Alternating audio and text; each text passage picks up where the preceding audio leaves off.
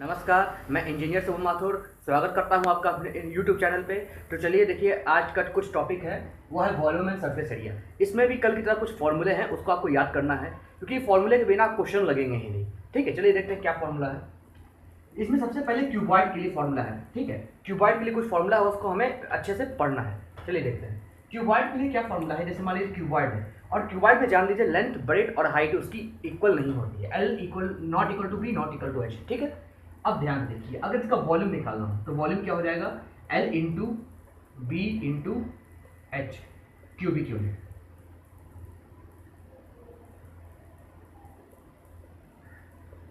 ठीक है, यही लिखा है L into B into H into ये क्यूबिक यूनिट है, इसका ये यूनिट है। और वॉल्यूम क्या होगा क्यूबॉइड का, L B H. Surface area क्या हो जाएगा, 2 into L B plus B H plus L H. 2 into L B, 2 into L B plus B H plus L H, ये क्यूबिक स्क्वायर। या ये सॉरी क्यूबिक स्क्वायर नहीं, ये square unit होगा। ठीक है, और किसी का डायगोनल मालूम करना हो क्यूबॉइड का, क्यूबॉइड का डायगोनल क्या होता है, ये होगा, ये डायगोनल है क्यूबॉइड का, और इसी का वैल्यू मालूम करना है।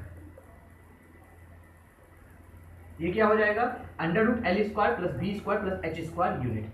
ठीक है, ये क्यूबॉइड के बारे में याद रखिएगा। वॉल्यूम एल बी एच, आपका जो सरफेस एरिया है वह 2 into L B plus B H plus L H square unit, और जो मेरा डायगोनल है वो होगा under root L square plus B square plus H square unit. ठीक है, ये याद रखिएगा। अब थोड़ा क्यूब के बारे में जानते हैं। क्यूबॉइड और क्यूब में क्या अंतर है। क्यूबॉइड में क्या होता है, L is not equal to B is not equal to H, जबकि क्यूब में क्या होता है, L is equal to B और इक्वल टू एच, और इसको हम पार्टिकुलर ए यूनिट मान लेते हैं लेंथ जो है ए है। ठीक है, तो वॉल्यूम क्या हो जाएगा इसका, a cube into cube unit cubic unit, मतलब कि इसका वॉल्यूम क्या हो जाएगा ए क्यूब, इसका सरफेस एरिया क्या हो जाएगा 6a स्क्वायर, और इसका डायगोनल क्या हो जाएगा अंडर रूट 3। ठीक है, डायगोनल यही होगा लेकिन अंडर रूट 3a हो जाएगा। अंडर रूट 3 आया कहाँ से, ये आपका a है, ये आपका a है, तो ये वाला क्या हो जाएगा रूट 2a और रूट 2a और ये, और फिर आपका एक ये बन के आपका मिल जाएगा ये वाला अंडर रूट 3, इसका स्क्वायर प्लस a का स्क्वायर, ये मिल जाएगा आपका, अंडर रूट लेंगे तो आपका ये हो जाएगा अंडर रूट 3 है,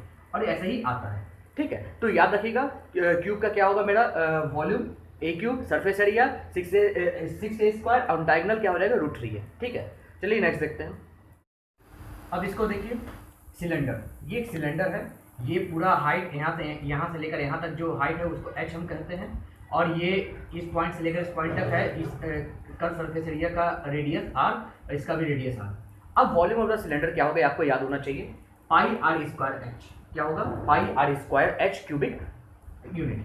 कर्व सरफेस एरिया क्या हो जाएगा, 2 pi r h square unit. ठीक है, 2 pi r h square unit. इसी तरीके से टोटल सरफेस एरिया क्या हो जाएगा, 2 pi r h plus 2 pi r square. क्या हो जाएगा, 2 pi r h plus 2 pi r square. इसको अगर लिखना चाहे तो 2 pi r into h plus square unit.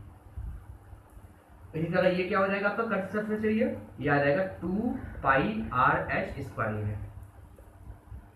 ठीक है, और ये वॉल्यूम क्या आ जाएगा, pi r square h cubic unit.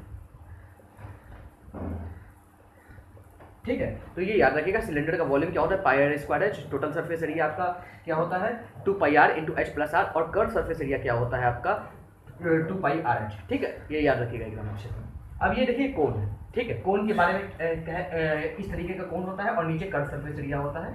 तो यहाँ पे क्या है, ये स्लैंट हाइट है, ये आपका एच होता है हाइट। ठीक है, यहाँ से लेकर यहाँ तक सेंटर तक एच होता है हाइट। इसी तरह यहाँ से यहाँ तक क्या होता है आपका रेडियस होता है, और ये इधर से लेकर इधर तक ये पूरा का पूरा जो लेंथ होता है उसको एम एल से डिनोट करते हैं, और ये एल क्या है, कुछ नहीं बल्कि स्लैंट हाइट है। तो स्लैंट हाइट को हम कैसे लिखते हैं, under root h square plus r square, under root h square plus r square unit. इसमें वॉल्यूम क्या हो जाएगा कोन का, 1/3 pi r square h cubic unit. Curve surface area क्या हो जाएगा कोन का, pi r l square unit, और टोटल सरफेस एरिया क्या हो जाएगा, pi r l plus pi r square, pi r into l plus r square unit. ये चीजें आपको एकदम रिमाइंड होनी चाहिए, क्योंकि जब क्वेश्चन आता है तो आपको फॉर्मूला याद होना चाहिए। ठीक है, चलिए नेक्स्ट देखते हैं। चलिए कुछ ये देखते हैं स्फीयर के बारे में। स्फीयर क्या है, ये स्फीयर होता है, रेडियस आर है इसका। ठीक है, अब इसका वॉल्यूम क्या होगा स्फीयर का, याद रखिएगा 4/3 pi r cube cubic unit, 4/3 pi r cube cubic unit. इधर सरफेस एरिया क्या हो जाएगा 4 पाई आर स्क्वायर। स्फीयर का आपका वॉल्यूम क्या होगा 4/3 pi r cube, surface area क्या हो जाएगा 4 पाई आर स्क्वायर। इधर हेमिस्फीयर, हेमिस्फीयर मतलब कि आधा स्फीयर, आधा स्फीयर है, इसका रेडियस आर है, तो इसका वॉल्यूम क्या हो जाएगा आधा हो जाएगा। जैसे उसका था 4/3 पाई आर क्यूब, इसका क्या हो जाएगा 2/3 pi r cube cubic unit. इधर कट सरफेस एरिया क्या हो जाएगा 2 pi r square square unit. Total surface area क्या हो जाएगा 3 पाई आर स्क्वायर। ठीक है, अब जरा पिरामिड के बारे में देखिए। पिरामिड क्या होता है आप जानते हैं अच्छी तरीके से, नहीं जानते तो इस तरीके से जानिए कि इस तरीके का पिरामिड होता है। ठीक है, ये एक एरिया हुआ, एक एरिया हुआ, इस तरीके का बना होता है और नीचे बेस बहुत चौड़ा होता है, एक तरह का आप समझ सकते हैं नीचे एक स्क्वायर के फॉर्म में होता है और उसके ऊपर एक ट्रायंगुलर शेप का बिल्डिंग खड़ा कर दिया जाता है, इसी को पिरामिड कहते हैं। अब इसका अगर वॉल्यूम निकालना हो तो half into area of the base, base का एरिया इंटू जो ऊपर का हाइट h है। ठीक है, हाइट h है, ये हाइट है, ठीक है, हाइट h है, यही करते हैं। अब बेस एरिया का स्क्वायर के फॉर्म में होता है तो उसका क्या हो जाएगा लेंथ इंटू ब्रेथ। ठीक है, ऑब्वियस बात है, अगर रेक्टेंगल फॉर्म में भी हो सकता है स्क्वायर फॉर्म में, तो हम यहाँ पे l इंटू बी ही ली है। अगर स्क्वायर होगा तो l इक्वल टू बी हो जाएगा, अगर स्क्वायर नहीं होगा रेक्टेंगल होगा तो l इंटू बी अलग अलग होगा। तो यहाँ से एरिया ऑफ द बेस क्या हो जाएगा half into L into B into H हो जाएगा। ये वॉल्यूम ऑफ द पिरामिड है। और अगर होल सरफेस एरिया हमें मालूम करना हो तो बेस का जो एरिया रहेगा उसके अलावा ये आपका इसका जो एरिया है, लेटरल फेसेस का जो एरिया है, area of each of lateral faces, जितना भी ट्रायंगुलर शेप का ऐसे लेटरल फेसेस होगा इस तरीके का, उसका एरिया प्लस बेस का एरिया, अगर उन दोनों का ऐड कर देंगे तो होल सरफेस एरिया आ जाएगा। तो ये कुछ फॉर्मूला थे जिसको आपको जानना जरूरी है। चलिए कुछ एक क्वेश्चन करते हैं इस पे देखते हैं कैसे सॉल्व होता है। चलिए क्वेश्चन देखते हैं। A rectangular sheet of paper 10 cm long and 8 cm wide had a square of side 2 cm cut from each of its corner. The sheet is then folded to form a tray of depth 2 cm. Find the volume of this tray. चलिए थोड़ा diagram बना के आपको समझाते हैं। इस वजह से बहुत आसान क्वेश्चन है, फिर भी आपको समझाते हैं डायग्राम बना। इसमें कहा है कि एक रेक्टेंगुलर शीट ऑफ पेपर है, एक रेक्टेंगुलर शीट है जिसमें आपका लेंथ कितना दिया है एक 10 सेंटीमीटर और एक ब्रेथ कितना दिया है 8 सेंटीमीटर। ठीक है, कोई दिक्कत नहीं है। अब क्या बोल रहा है, has square of side 2 centimetre cut from each of its corner, her corner से 2 सेंटीमीटर कट कर दिया गया है इसका साइड। तो इसका सीधा सा मतलब है कॉर्नर से, 4 कॉर्नर है तो चारों कॉर्नर से 2 सेंटीमीटर का स्क्वायर, यानी 2 सेंटीमीटर इधर से और 2 सेंटीमीटर इधर से।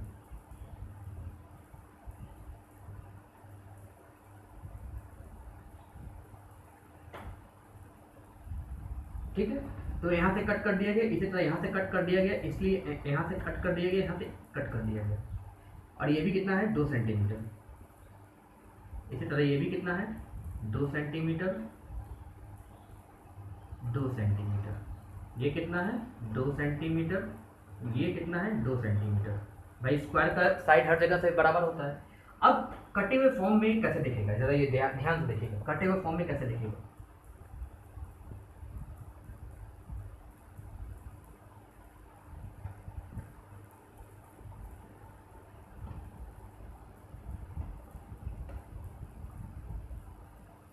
ये देखिएगा कटे हुए फॉर्म में। ठीक है, अब इसका लेंथ, जो लेंथ यहाँ से एक्चुअल कितना था ये 8 सेंटीमीटर, एक्चुअल लेंथ कितना था आपका 8 सेंटीमीटर। अब 2 सेंटीमीटर इधर से कम हो गया, 2 सेंटीमीटर इधर से कम हो गया, तो बचा कितना, तो अब ये न्यू लेंथ क्या हो जाएगा 8 माइनस 2 यानी यहाँ से क्या आ जाएगा आपका, क्या आ जाएगा 8 माइनस 2 6 माइनस 2 4 सेंटीमीटर आ जाएगा। और ये वृत्त की बात हुई, और लेंथ की अगर बात करें तो ये कितना था 10 सेंटीमीटर, और यहाँ से भी क्या कम हो जाएगा 10 माइनस 2 ये कितना आ जाएगा 6 सेंटीमीटर। अब क्या कहा है, the sheet is done folded to form a tray. अब इसको फोल्ड कर दिया गया, यानी इसको क्या कर दिया गया फोल्ड। ठीक है, इसको फोल्ड कर देते हैं, और फोल्ड करने के बाद ये कुछ इस तरीके का लगेगा,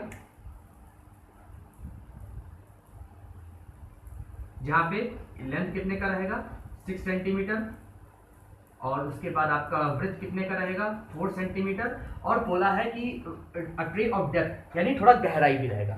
गहराई रहेगा तो ऑब्वियस सी बात है थोड़ा सा इस तरीके का कर देते हैं जिससे आपका हाइट भी दिख जाए। ठीक है, ये आपका, और ये कितना डेप्थ रहेगा आपका, कितना दिया 2 सेंटीमीटर। तो अब पूछ रहा है भाई कि बताइए वॉल्यूम इस ट्रे का क्या होगा। ऑब्वियस बात, लेंथ दिया है, ब्रेड दिया है, हाइट दिया है, तो वॉल्यूम निकल ही जाएगा। तो यहाँ से वॉल्यूम क्या आ जाएगा, वॉल्यूम आ जाएगा L into V into H, यही आंसर है, L into V into H. इसको करिए, कितना आ जाएगा आपका 4 इंटू 6 इंटू 2, 6 4 24, 24 48, 48 क्यूबिक यूनिट, यही आंसर आएगा और यही निकालना था हमको। तो वॉल्यूम ऑफ दिस ट्रे कितना हो जाएगा, वॉल्यूम ऑफ दिस ट्रे हो जाएगा 48 क्यूबिक यूनिट। ठीक है, ये ध्यान रखिएगा।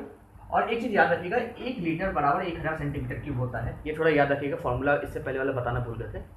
ठीक है, तो इतना कुछ आज के लेक्चर में इतना है। ठीक है, नेक्स्ट लेक्चर में नेक्स्ट क्वेश्चन नेक्स्ट कॉन्सेप्ट के साथ मिलेंगे।